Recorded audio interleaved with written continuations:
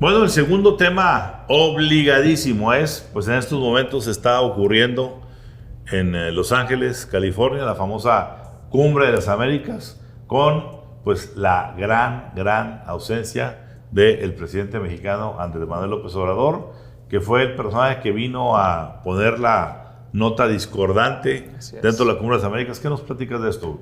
Bueno, pues después del contexto de golpe y sobada entre México y Estados Unidos, el gobierno del presidente Biden dijo en un tono muy conciliador que entendía la postura del presidente López Obrador y que, bueno, lamentaba su no participación y que ahí quedaba la cosa. Pero ahí no quedó la cosa, porque el canciller Marcelo Ebrard ayer hizo eco de este discurso latinoamericanista del presidente López Obrador y rodeado de jefes de Estado, porque él es un canciller, pero acudieron los jefes de Estado, los líderes de Argentina, de Brasil, los países del Cono Sur, pues replicó este discurso y dijo que Estados Unidos no tiene el derecho de excluir a ningún otro país. Y bueno, después de eso vino una carta publicada por un grupo de 15 congresistas, y aquí hay que hacer énfasis, 15 congresistas demócratas, haciendo señalamientos al Departamento de Estado sobre la crisis de violencia que padecemos los periodistas aquí en México. Y bueno, esa carta pues no se entiende fuera del contexto de esta Cumbre de las Américas, y esa es una señal... Y que tuvo una reacción casi inmediata. Casi inmediata. El secretario de Estado Anthony Blinken, en un evento de la cumbre, replica este mensaje y hace referencia específicamente a México. Bueno, esto no es casualidad, esto no es coincidencia, y esta es una respuesta de la Casa Blanca a esta no participación del presidente López Obrador, que nosotros de la manera que lo leemos tenemos un presidente con 60% de aprobación aquí en México, que tiene el manejo del flujo migratorio a Estados Unidos. Básicamente nos hemos convertido en la Border Patrol de Estados Unidos, y tiene esa llave y ese control sobre ahorita la administración de Estados Unidos de un presidente Biden con 40% de aprobación, que se enfila a unas elecciones intermedias. Entonces, esta es la coyuntura política que creemos nosotros que explica la no participación del presidente López Obrador, pero que ya tuvo una consecuencia y seguramente va a tener más. Marcela. Bueno, yo creo que aquí, entre líneas, lo importante que hay que ver es la palabra o el país Cuba, porque recién llegó Ebrard a Estados Unidos y, como dices tú, retomó todo este discurso de yo no voy si no están incluidos los demás países. ¿Esos demás países quiénes son? Países comunistas, socialistas, marxistas, ¿no? O sea, no estamos hablando de otros países democráticos, estamos hablando, y eso es muy peligroso para México. ¿Por qué? Porque nos están viendo como un país vecino con tintes comunistas.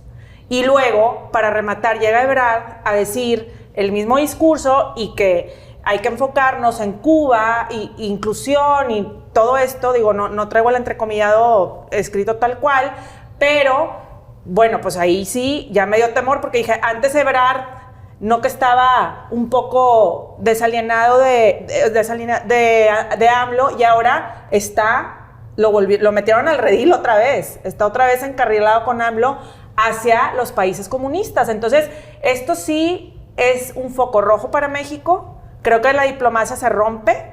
Biden y Estados Unidos va a jugar su juego. Hoy amanecemos con que no pasa mucho porque siguen la cosa económica y la migración, y pues ahí lo batió tantito Biden, pero no detuvo, como todos pensamos que a lo mejor iba a ser así un alto a todo esto que estaba maquinando, y ahora pues vemos que estamos siendo como un Cuba, ¿no? A ver, la acusación que existe desde el Partido Republicano, específicamente desde Marco Rubio y Ted Cruz, de que el presidente López Obrador tiene cierta predilección por dictaduras y por regímenes autoritarios, no es una simple narrativa, es una realidad de la política exterior mexicana, y que quedó completamente evidenciada en lo que publicó esta semana el portal AP, la agencia AP, donde dicen, a ver, México le pidió a la administración de Joe Biden que no se invitara a Juan Guaidó, que digamos que es el representante del movimiento democrático en Venezuela.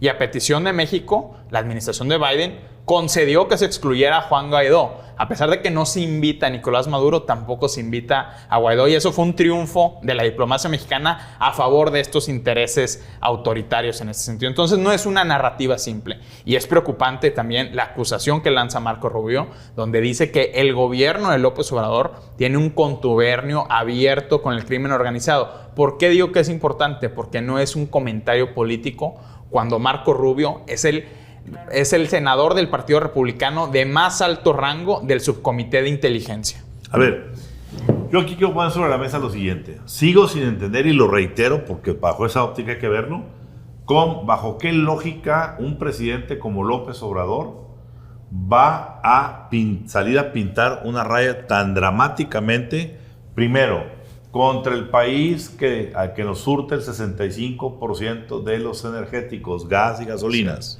Con el país que nos surte entre el 30 y el 80% del maíz, el frijol, la soya, el trigo que estamos hoy consumiendo en medio del drama global de la escasez de alimentos. Un país también que nos tiene más o menos el 70% del financiamiento externo que tenemos, lo tenemos de ahí. No digamos de la inversión y todo el asunto del Tratado de Libre Comercio. El primer socio comercial. Primer socio comercial. A ver, ¿en qué cabeza cabe ponerte a las patadas así? No con Sansón, no con Goliat, con tu socio, que es gracias a eso, a las remesas que se envían desde Estados Unidos, a que te dan prioridad para venderte su gas. Cuidado, a ver, no olvidemos algo.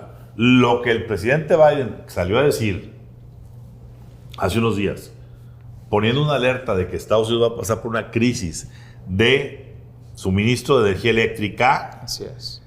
Sí, tiene visos de ser una cuestión de una problemática energética, pero también de un mensaje político importante de la factura que nos puedan pasar próximamente. ¿Por qué? Porque mientras el gas natural que producen ellos era solamente gas natural, las ventas eran solamente para Canadá y para México. Así es. Hasta 60% del gas natural americano llegamos a comprar en 2016. Hoy es el 30 y tantos %. Pero ahora que ya se vino la crisis de que Rusia nos surte a muchos países de Europa, hay un apetito insaciable de gas en Europa. No se puede transportar de forma gaseosa. Generaron todo el sistema para que se liquifique y se mande en buquetanques. ¿Qué significa eso? Que se aumentó el 55% las exportaciones de gas licuado a Europa. Es decir, hoy Estados Unidos tiene una nueva cantidad de clientes que ya no es México solamente. Si mañana Estados Unidos sale a decir, debido a mi escasez de gas para producir mi energía para mi país, vamos a tener que poner en escasez el gas. Se limita la oferta y al haber la misma demanda, pues únicamente va a pasar algo. Va a subir el precio. Y el precio hoy, el último año, ha subido 155%. ¿Nos vamos a ir a cuánto? ¿Al 200, 300%? Y la pregunta de final es, si hasta el día de hoy la CFE y el gobierno de la Cuarta Transformación, por el populismo de no meterle presión a la inflación, no ha subido el precio de la energía eléctrica, vamos a ver si va a poder sostener esto, no solamente con la energía eléctrica, sino también con los combustibles. Y eso sí, la combinación, tú lo sabes, va a terminar siendo una bomba de inflación, finanzas públicas y colapso económico industrial. Así es. A ver, Ramón, esto no es un escenario teórico, es una posibilidad latente, y te voy a decir por qué. La última vez que Estados Unidos tuvo un problema de estanflación derivado fue cuando ocurrió el embargo de la OPEP en la década de los 70. ¿Quién era presidente? Jimmy Carter, a quien, por cierto, comparan muchísimo ahora con Joe Biden. ¿Cuál fue la respuesta de política pública a este embargo? Los estadounidenses prohibieron la exportación de petróleo. Durante décadas se prohibió la exportación de petróleo crudo. México no tuvo ningún problema porque teníamos Cantarell y teníamos reservas petroleras importantes. Pero si esto ahora en el nuevo choque de oferta, en la nueva estanflación del 2022, en la estanflación del gobierno de Joe Biden, derivado también del problema del gas y la gasolina, se toma la misma decisión que hace 40, 50 años. No es una suposición, como bien lo dices. A ver, esta misma semana ¿sí? El Departamento de Energía puso en la mesa de la Casa Blanca una propuesta. Vamos a limitar la exportación de gasolinas para poder tener suficiente oferta interna y que ya el precio de la gasolina, que ya en algunos lugares como California está a $5.50 el galón, no se dispare más porque sería inflacionario. Entonces, todo el derecho de Estados Unidos es decir, yo me reservo mi combustible para sobreofertar mi mercado y que baje el precio, no a costa de mandárselo al extranjero.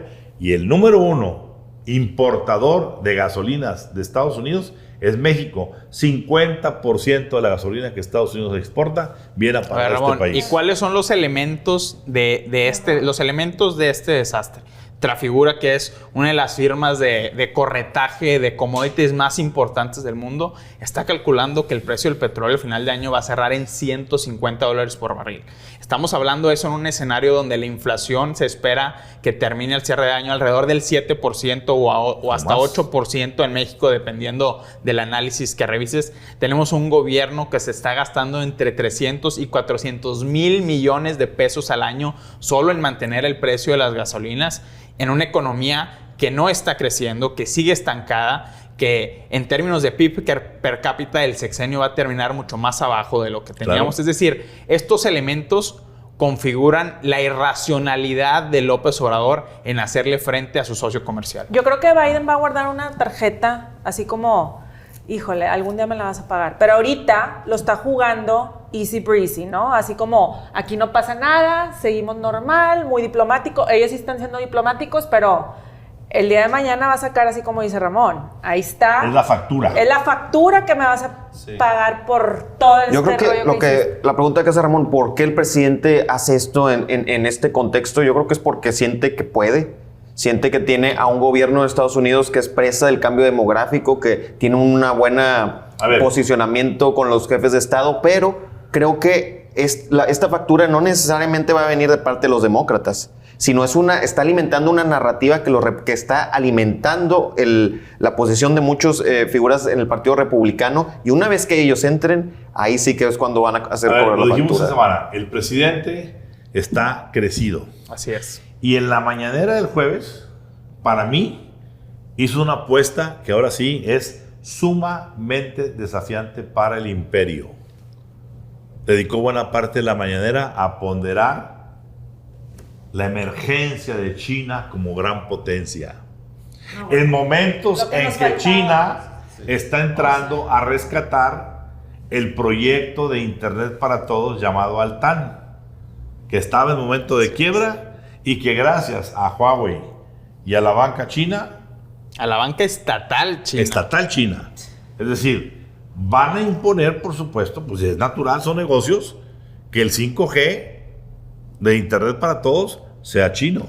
Pero Ramón, sumado al Internet 5G de América Móvil, Telcel, que ya decidió el señor Lim que fuera chino, a ver, una cosa es estar jugando con suposiciones de aquí y allá, y otra cosa es que lo que estamos ahorita comentando, en la parte de la seguridad, ya Estados Unidos dio el manotazo e impidió que China pusiera en Reino Unido, en España, en Italia y en Alemania el famoso 5G, financiado por los chinos.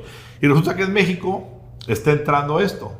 A ver, cuidado, porque esa parte es una parte sumamente delicada, y es pasar el nivel de la factura a una deuda impagable que va a obligar... Ya lo vimos en África, Ramón. ¿Qué está pasando con los países africanos a los que le han cedido y concesionado sus recursos naturales y sus activos estratégicos a empresas paraestatales chinas? Van a seguir pagando una hipoteca interminable. Pero yo lo que quiero decir es, hay una diferencia fundamental en la política hacia China de antes de López Obrador y después de López Obrador. Porque si vemos lo que sucedió en el sexenio de Enrique Peña Nieto, con la cancelación, con presión desde Estados Unidos del Dragon Mart, con la cancelación del tren México-Querétaro, con la cancelación de tremendos proyectos de infraestructura de empresas paraestatales chinas, sobre todo en el sector de ferroviario. Bueno, eso trasládalo a lo que está sucediendo ahora. Tienes Altán, tienes participación china en el Tren Maya, asociados a Mota Engel, por cierto, uno de los empresarios ahora más cercanos a la 4T. De la época de Peña Nieto y ahora... Así Estamos es. Porque hay que recordar una cosa. Incluso en la renovación de la línea 1 del metro de la Ciudad de México. O sea, están con López Obrador y están con Sheinbaum. Claro. Porque una cosa será la política exterior hacia América Latina, donde sí hay ciertas diferencias entre republicanos y demócratas, sus posturas frente a Cuba, frente a Venezuela. Pero si hay un tema donde están básicamente en la misma línea, es viendo a China como su principal adversario. Claro. A ver, quiero cerrar esta conversación diciendo lo siguiente. El presidente está midiendo demasiado sutilmente el asunto del reto que hace. Porque cuando en la mañanera públicamente le dice a Marco Rubio y a Ted Cruz, quiero pruebas de sus acusaciones. No, y ya acusó a Ted Cruz Por eso, quiero pruebas de lo que ustedes están diciendo, de que yo coopero con el crimen organizado. Perdón, van a llover de las áreas de inteligencia americanas una cantidad de filtraciones en las próximas semanas que van a evidenciar ese contubernio. Pues que intervengan, por favor. Pero lo más importante, yo aquí me suscribo a la filosofía aplicada a la política de un gran mexicano como Juan Gabriel, A ver. que acuñó esa famosa frase: lo que se ve No se no se pregunta. pregunta. Ahí la dejamos.